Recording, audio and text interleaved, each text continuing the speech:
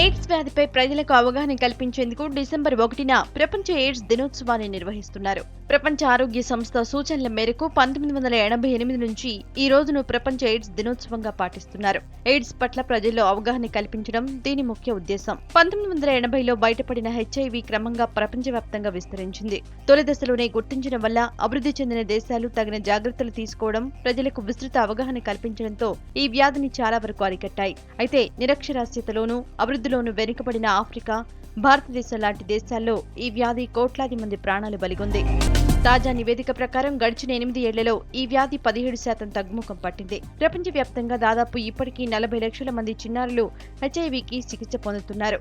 భారత్లోనూ AIDS రోగుల సంఖ్య భారీగా తగ్గినట్లు జాతీయ ఎయిడ్స్ నియంత్రణ మండలి సంస్థ నాకు ప్రకటించింది. దీనికంతటికీ ప్రభుత్వాలు, ప్రైవేటు, స్వచ్ఛంద సంస్థలు చేపడుతున్న విస్తృత ప్రచారం కారణంగా ప్రజల్లో ఎయిడ్స్ పై అవగాహన పెరుగుతోంది.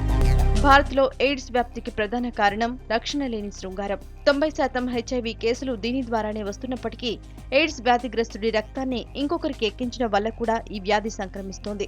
ఎలాంటి అనుమతులు లేని బ్లడ్ క్యాంపుల ద్వారా రక్తాన్ని సేకరించి సరైన పరీక్షలు జరపకుండానే అలాగే రోగులకు ఎక్కిస్తున్నారు. హెచ్ఐవి వ్యాప్తిలో దేశంలో మన రాష్ట్రం అగ్రస్థానంలో నిలిచింది. ప్రతి ఏటా 22,000 మందికి పాజిటివ్ లక్షణాలు ఉన్నట్లు పరీక్షల్లో తేలుతుండడం రాష్ట్రాన్ని కలవరపెడుతున్న అంశం. వ్యాధి నిర్ధారణ చేసుకునేందుకు గ్రామాల్లో ఇంకా టెస్టులు చేయించుకునే సదుపాయాలు లేకపోవడం కూడా ఎయిడ్స్ కేసులు పెరిగేందుకు కారణమవుతోంది. ఎయిడ్స్ వ్యాధిగ్రస్తుల పట్ల వివక్ష చూపడం ద్వారా వ్యాధి బారిన పడ్డవారు చెప్పేందుకు భయపడుతున్నారు. దీంతో మందుల కొరత లేకపోయినా తీసుకునేందుకు ఇబ్బందులు పడుతున్నారు. దీని కారణంగానే ఎంతో మంది వ్యాధి ముదిరి మరణిస్తున్నారు. హెచ్ఐవి వ్యాప్తిలో మన రాష్ట్రం తర్వాతి స్థానం కర్ణాటకదే. కండం వాడడంలో నిర్లక్ష్యం, అశ్రద్ధ కారణంగా కేసులు పెరుగుతున్నాయంటున్నాయి స్వచ్ఛంద సంస్థలు. ఎయిడ్స్ బాధితుల్లో ఎక్కువగా యువతే ఉంటోంది. ఈ మహమ్మారి బారిన పడకుండా అవగాహన కార్యక్రమాలు పెంచాల్సిన అవసరం ఎంతైనా ఉంది.